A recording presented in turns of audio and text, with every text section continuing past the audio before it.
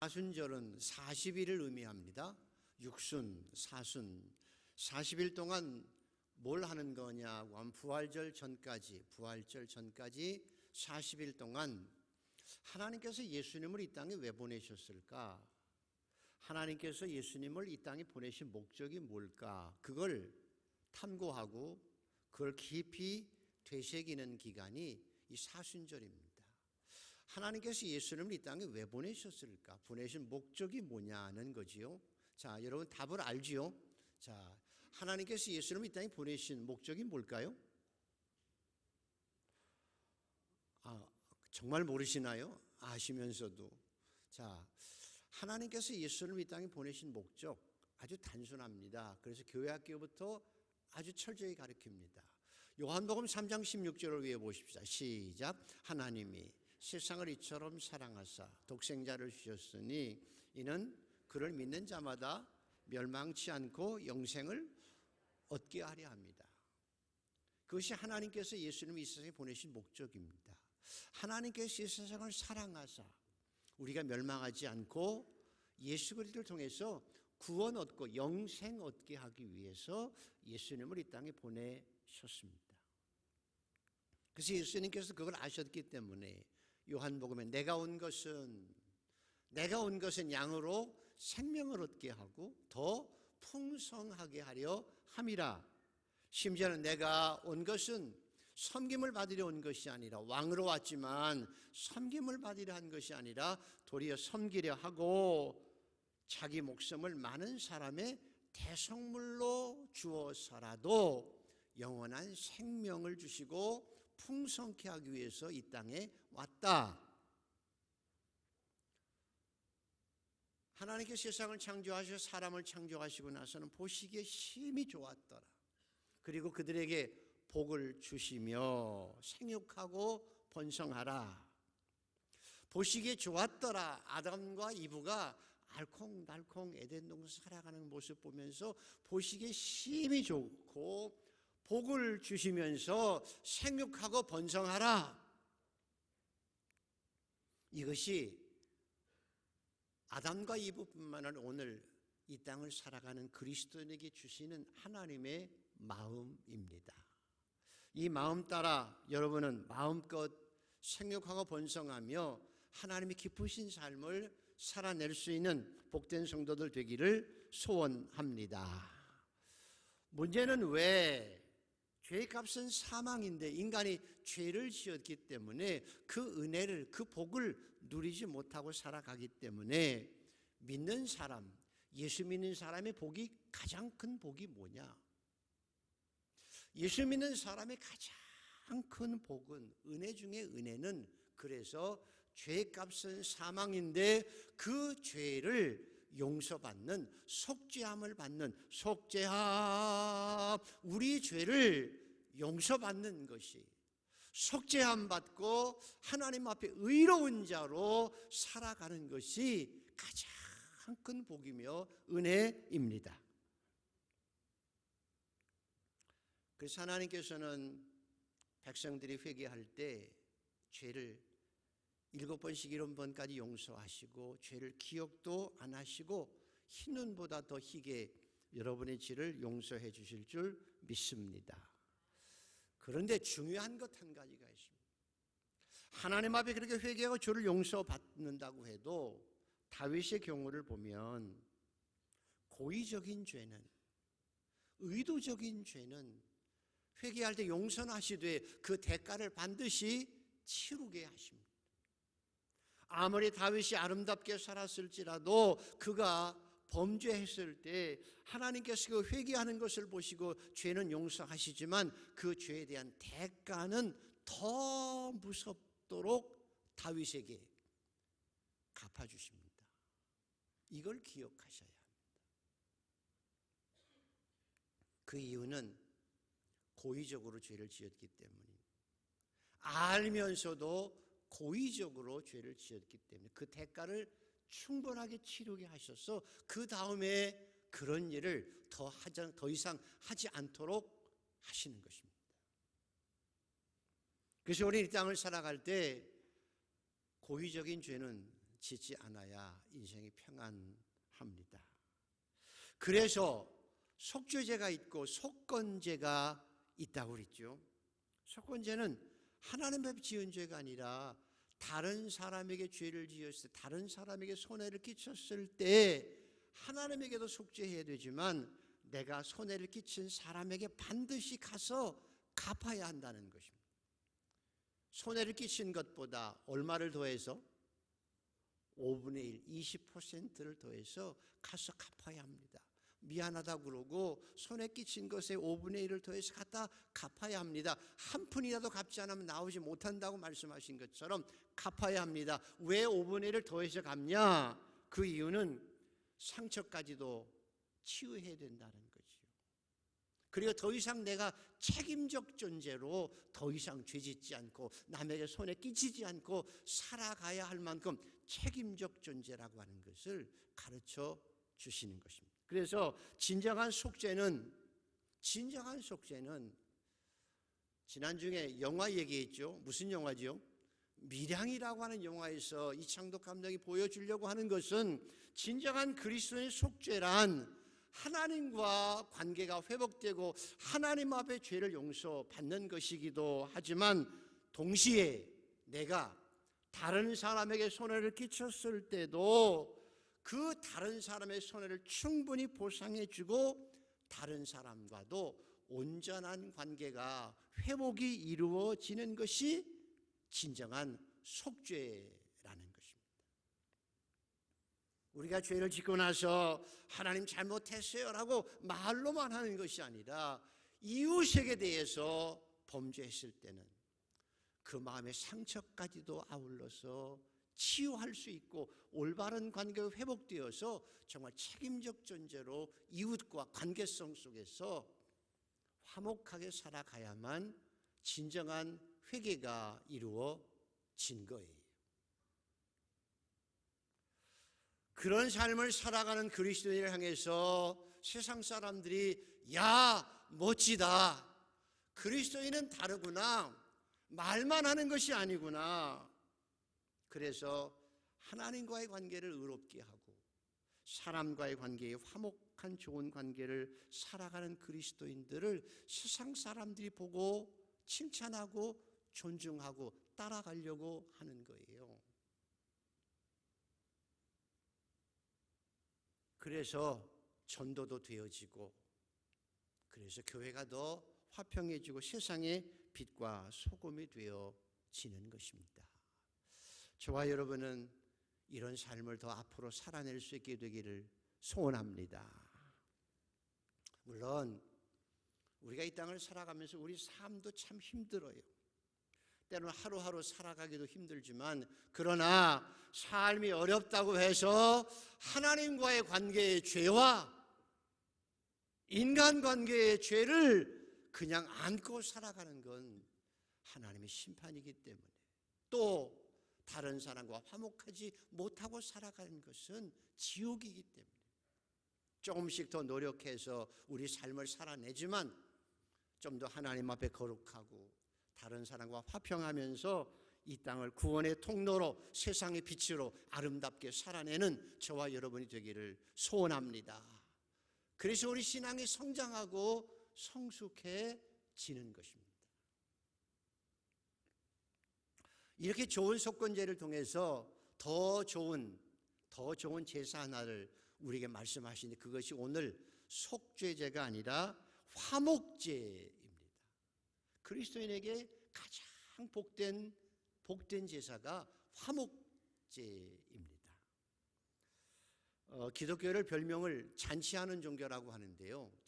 기독교는 잔치하는 종교인데 이 화목제에서 잔치하는 종교라고 하는 이미지가 나왔습니다.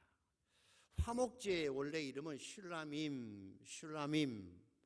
어디서 많이 들어보세요. 슐라밈. 이게 무슨 뜻인가? 슐라밈, 이게 화목제인데요. 여기에서 샬롬이라는 말이 나왔습니다. 그래서 화목제는 샬롬, 평화의 제사, 피스 오퍼링, 그리고 옆에 사람과 좋은 관계를 맺어가는 펠로우십, 교제의 예배를 화목제사라고 합니다. 이 화목제사는 잔치라고 표현합니다. 잔치.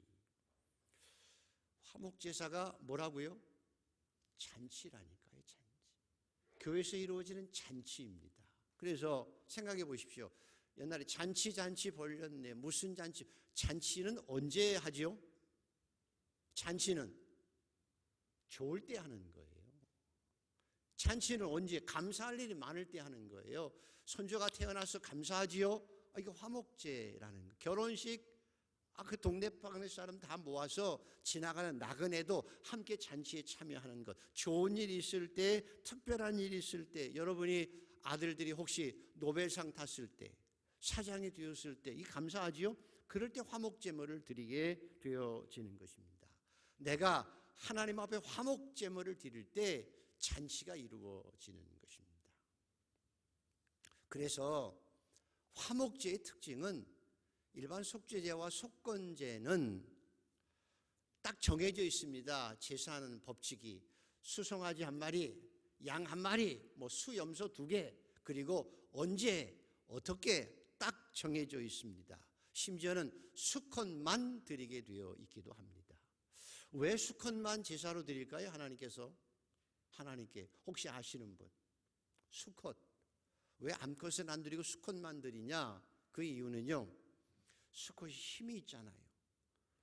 짐승도 수컷이 더 아름답나요? 암컷이 아름답나요? 그거 좀 애매하죠? 수컷이 아름다워요. 사자도 수컷이 아름답잖아요. 그래서 하나님께 드리는 것은 힘 있는 것으로 아름다운 것을 드린다고 해서 수컷을 드렸습니다. 그러기도 하지만 좀 불쌍은 하죠. 수컷들이 좀 불쌍하긴 해요. 자, 어쨌든 그런데 딱 정해져 있는데 이 화목제는 수컷이든 암컷이든 상관이 없어요. 그리고 소나 양이나 염소나 할 것 없고 한 마리 2마리만 드려라. 숫자에 제한도 없어요. 마음껏 언제 어디서나 원할 때 이 화목제는 드릴 수 있습니다. 이게 화목제의 특징입니다. 어떻게 드리는가 하면 내가 화목제를 드리고 싶으면 좀 돈 있는 사람은 소를 가지고 오고 양을 가지고 와서 제사장 앞에 내가 화목제 드립니다. 그럼 제사장이 그 송아지나 소나 염소 위에 2 손을 얹고 안수하고 축복합니다. 안수하는 이유는 기도할 때 이렇게 하는 겁니다. 하나님, 이 동물 하나님께 드립니다. 하나님께 동물을 드리는 것은 이 사람을 대신 드리는 겁니다. 이 사람을 완전히 드리니까 받아 주옵소서. 그래서 왜 나의 생명 드리니 짐승을 드리면서 나 자신을 하나님 앞에 드리는 것이 우선 화목제입니다. 안수하고 나서 동물을 잡아서 피는 성막에 다 뿌립니다. 그리고 먼저 하나님 앞에 먼저 제사를 드려야 됩니다. 번제를 드립니다. 뭘 가지고 태워서 드리는가 하면 번제는 다 태워드리죠. 번제를 드릴 때는 짐승을 잡아가지고 껍데기를 벗긴 후에 기름을 다 띱니다. 기름을 띄어서 드리고 콩팥을 띄어서 하나님 앞에 불살라서 드립니다. 왜 기름을 드릴까요? 왜 기름을 드렸을까요? 우리 한국인들이 소고기 중에서도 안심 좋아해요. 등심 좋아해요. 갈비살 좋아하세요. 갈비살이 그리고 등심이 기름이 있어서 그리고 마블링이 좋은 것 좋아하잖아요. 우리 한국 사람들이 돼지고기 먹을 때 목살을 좋아하세요? 삼겹살을 좋아하세요? 기름기 많은 삼겹살을 좋아하는 거예요. 기름기가 이게 맛이 좋고 태울 때 향이 난다는 거예요. 하나님께 기름기를 드린다는 건 좋은 걸 드린다는 거예요. 그리고 생각해 보십시오. 혹시 겁이 없는 사람을 뭐라고 그러죠?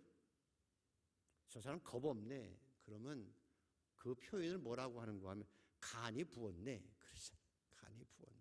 간은 그리고 콩팥은 그 사람의 전부를 의미합니다.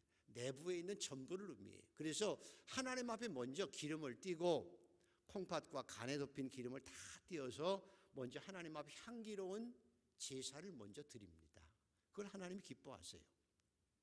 그러면 하나님께서는 번제는 다 태워드려야 되는데 화목제는 하나님께 그것만 태워드리면 되고 나머지 그 남은 고기 중에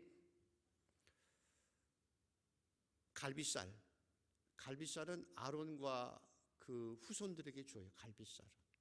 그리고 뒷다리 하나, 다리가 몇 개죠? 짐승이? 4개 중에 뒷다리 하나는 제사장들에게 오른쪽 뒷다리는 드립니다. 그리고 나머지는 너희들 가져가서 동네방네 사람들 모아서 이웃 사람들 모아서 지나가는 사람 거지까지도 또 나그네까지 다 불러 모아서 그거 그냥 먹고 마시면서 하나님의 사랑과 하나님의 은혜와 우리가 하나님의 자녀된 것을 기뻐하며 잔치하며 실컷 먹고 잔치해라. 그래서 그렇게 하는 것이 화목제입니다. 그런데 화목제를 드릴 때 비둘기는 안 됩니다.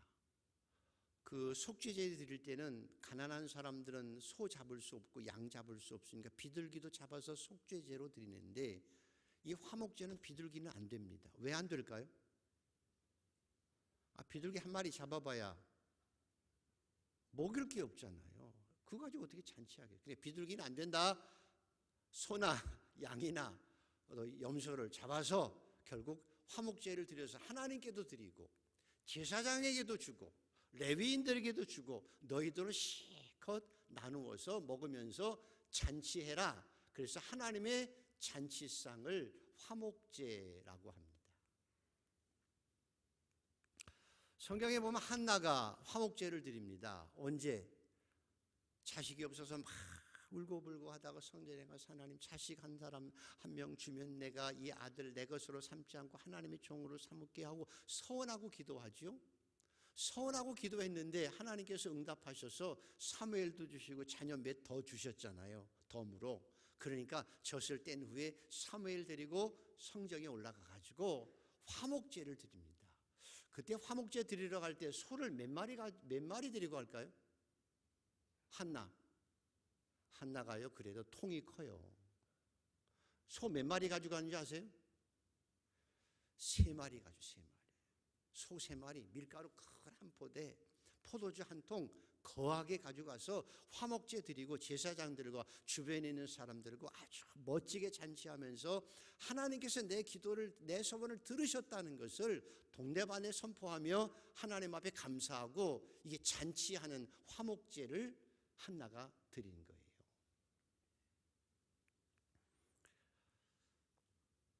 여러분이 가끔씩은 신앙생활 하면서 이 한나처럼 신중하게 해야 되지만 서원도 하나님 앞에 해야 할 필요가 있습니다. 아프리카의 리빙스톤 선교사가 어렸을 때 저희처럼 이렇게 예배드리면서 나중에 광고하면서 아프리카 너무 힘드니까 우리 선교사 파송하고 좀 돕자고 오늘처럼 우리 튀르키예처럼 헌금 좀 하자고 이렇게 광고하니까 저 뒤에 앉았던 어린 리빙스톤이 우리는 헌금 바구니지만 서양에는 이렇게 플래트 접시로 이렇게 돌리거든요. 접시가 있는데 갑자기 뒤에서 툭 튀어나와서 막 나오더니 접시를 앞에 바닥에 놓고 그 위가 딱 앉더래요. 꼬마가. 사람들이 놀래가지고 왜 그러냐 그랬더니 하는 말이 제가요 헌금이 없어서 못 드리지만 어려서 제 자신의 일생을 하나님 앞에 아프리카를 위해서 드리겠습니다라고 소원한 거예요. 어린아이가. 그리고 커서 아프리카의 성자가 되어지잖아요. 저희 집도 제사가 많아서 참 힘들었는데 제가 성령의 은혜를 받고 십자가를 체험하고 그리고 천국과 지옥을 보고 나서 부모님의 영혼을 구원하기 위해서 막 기도하다가 하나님 앞에 서원했어요. 하나님, 우리 부모님과 우리 가족과 친척들을 구원해 주시면 제가 평생을 하나님을 위해서 어린 양의 희생양으로 제 화목제물을 드리겠습니다 하고 소원했거든요. 그리고 여기까지 왔어요. 여러분도 신앙생활하면서 그냥 이러면 어떠해 저러면 어때 이런들 어떠하리 저런들 어떠하리 신앙생활 그렇게 하려고 하지 말고요. 사도 바울이 내가 그리스도를 위해서 내가 예수의 흔적을 가졌다고 할 만큼 무언가 지금은 어렵지만 그래도 나는 하나님, 내가 인생을 하나님이 이만큼 은혜를 주셨고 하나님의 자녀 삼으신 것 감사한데 나는 그래도 내 일생을 보내면서 이것만이라도 주님 앞에 드리면서 충성하고 살기를 원합니다 라고 하는 소원도 필요해요. 우리 교회가 전에 했던 것처럼 하나님, 저는 평생도록 하나님의 은혜 받고 살았습니다. 먹고 잘 살았습니다. 그래서 내 남은 생에 선교사 한 사람이라도 파송할 수 있기를 원합니다. 하나님 나라를 위하여. 그리고 하나님, 내가 교회 하나라도 짓게 하여 주옵소서. 저는 지금 또 하나 소원을 하고 살아갑니다. 하나님, 제가 살아생전에 이북에 교회 하나 짓기를 원합니다. 내가 교회당 하나 이북에 짓게 하여 주옵소서. 내 생전에 이북에 가서 복음 전하게 하시면 제가 그곳에 교회당 하나 하나님 앞에 바쳐 드리겠습니다. 헌당하겠습니다. 그렇게 소원합니다. 하나님 그때까지 살려주시리라고 믿습니다. 그런 소원이 필요한 거예요. 왜? 그만큼 은혜 받고 살았잖아요. 그만큼 하나님의 은혜를 받고 살았으면 이제 하나님 앞에 가기 전에 이 땅에서 너무 감사해서 하나님 앞에 무언가 소원이라도 하고 그것을 이루려고 노력이라도 하고 살아가야 되지 않겠느냐는 거예요. 여러분에게도 이런 아름다운 소원이 있기를 축복합니다. 아멘. 해보셔야 돼요. 그게 믿음이고 은혜예요.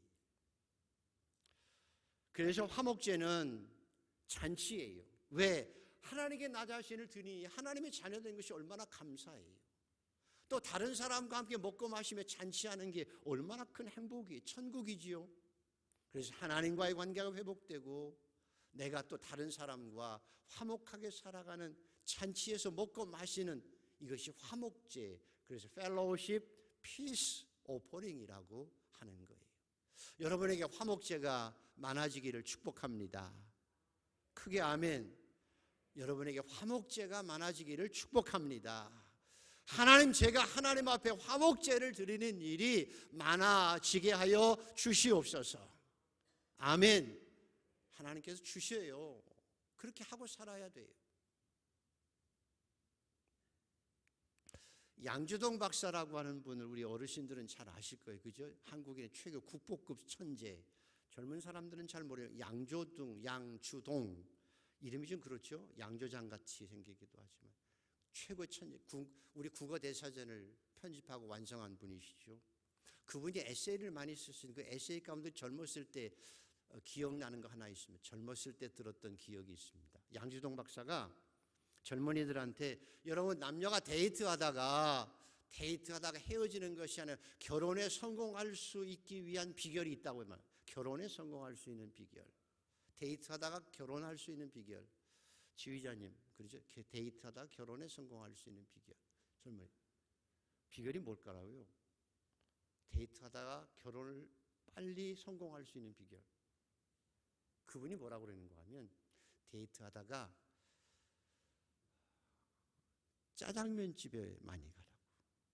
중국집에 가서 짜장면을 많이 먹으라고.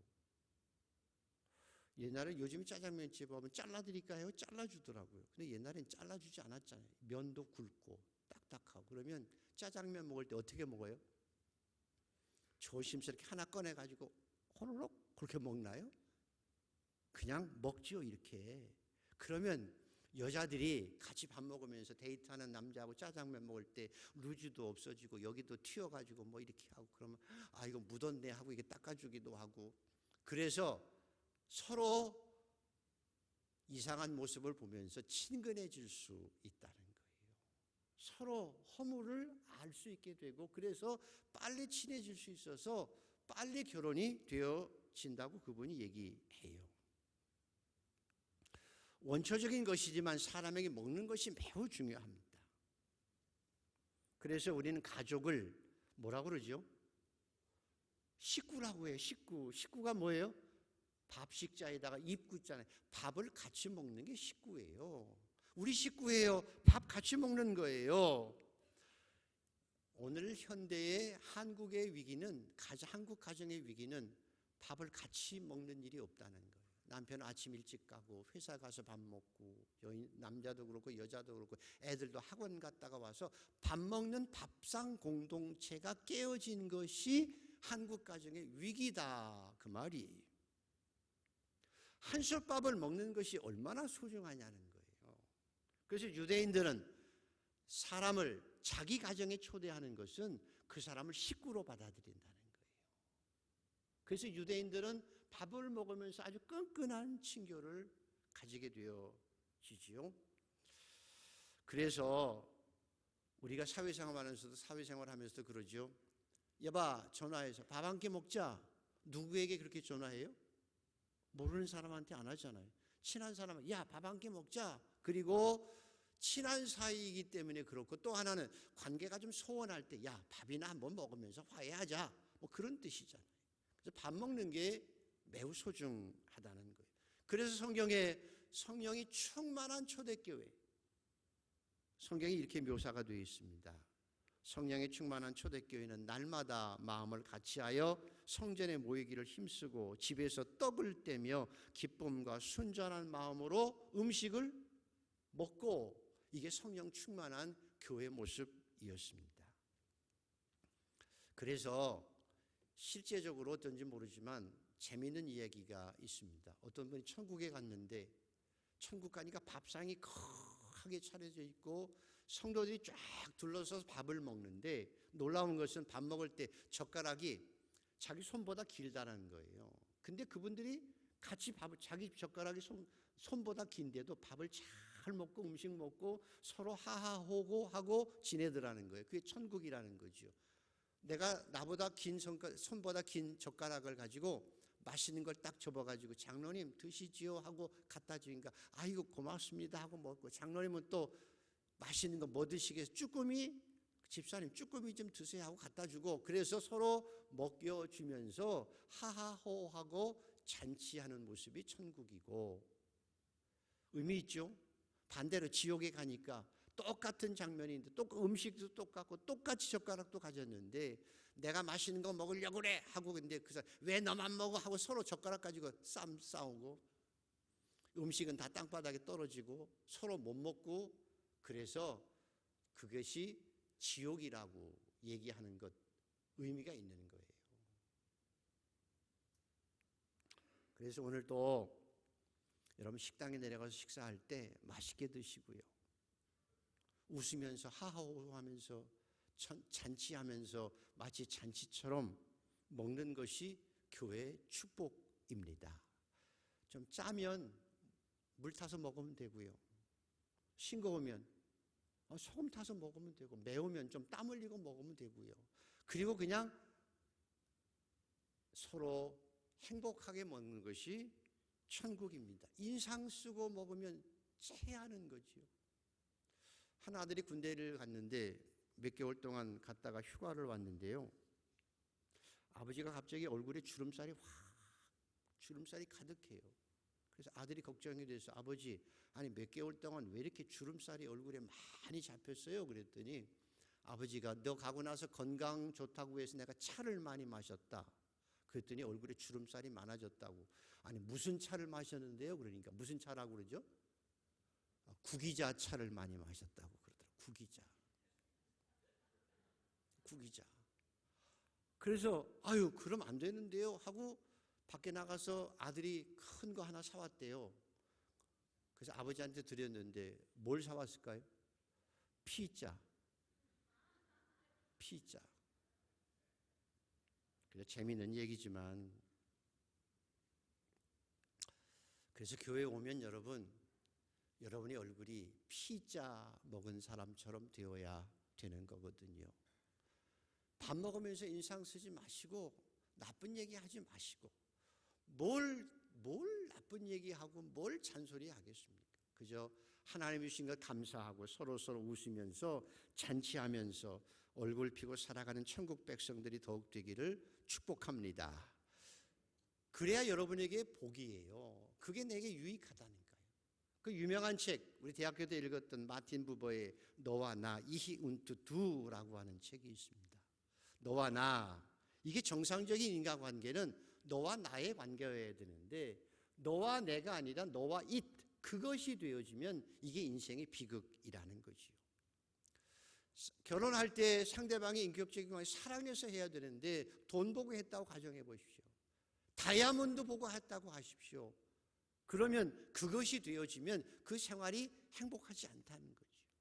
인간관계는 서로 아름다운 관계성 가운데 이루어져야 되는데 마치 씨앗이 땅에 옥토에 떨어져야 열매를 맺는데 그것 세멘트 바닥에 떨어지거나 콘크리트에 떨어지면 씨앗도 죽고 콘크리트도 비극이죠. 여러분 자폐증이 좋아요? 어렵잖아요.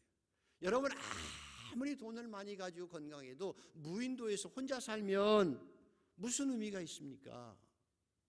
그래서 하버드 대학 출신들이 출세를 하고 돈은 조금 더 많이 벌 수는 있어도 그 옆에 보스턴 지역에 있는 빈민촌에 사는 사람들이 청년들이 불행한 게 아니라는 거예요.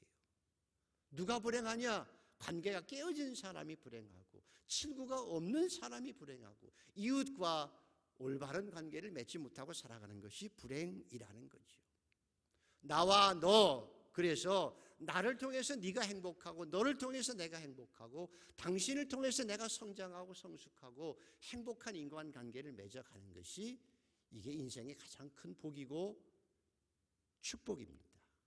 결혼도 마찬가지지요. 사실 우리 결혼할 때 싸우기도 하고 많이 살아가지만 여보, 당신이 있기에 내가 행복하고 당신 때문에 내가 이렇게 살아가는 거고 당신 때문에 내가 이만큼 성장했고 당신 때문에 내가 이만큼 살아왔어 라고 얘기하고 살아가는 것이 이게 축복이라는 거예요. 교회도 마찬가지입니다. 예수님께서 사순절 마지막에 마지막 만찬을 마가다락방에 하신 그것이 사실은 화목제를 드리는 거예요. 이것이 내 몸이다, 이것이 내 피다. 화목제를 통해서 우리를 구원하신 것입니다. 좋은 교회는 어떤 교회냐? 항상 사랑하고 칭찬하고 위로하고 그래서 항상 화목제를 드릴 수 있는 잔치하는 교회가 가장 복된 교회입니다. 화목케 하는 자가 복이 있나니 그래서 하나님의 아들, 딸들이 되어지는 것입니다. 하나 더 말씀드리고 싶은 것은 구약 성경의 화목제를 가장 크게 드렸던 사람이 누굴까요? 가장 크게 거하게 드린 사람이 누굴까요? 솔로몬인데요. 솔로몬이 성전을 다 완성하고 나서 너무 좋잖아요. 그래서 화목제를 드립니다.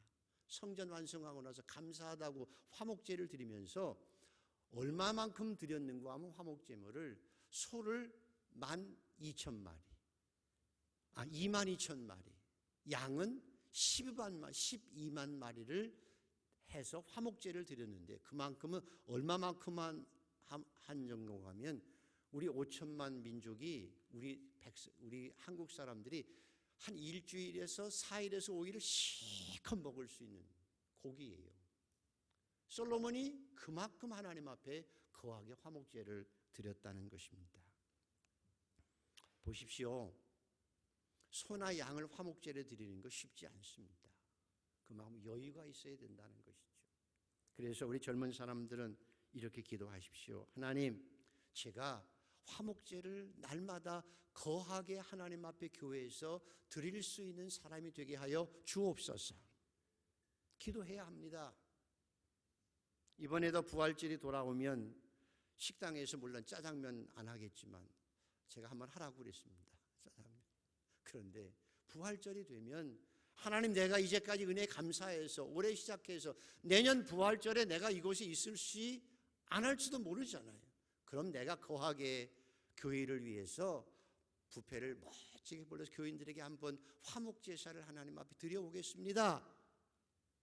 이게 우리가 살아가는 삶의 모습이어야 한다는 거예요.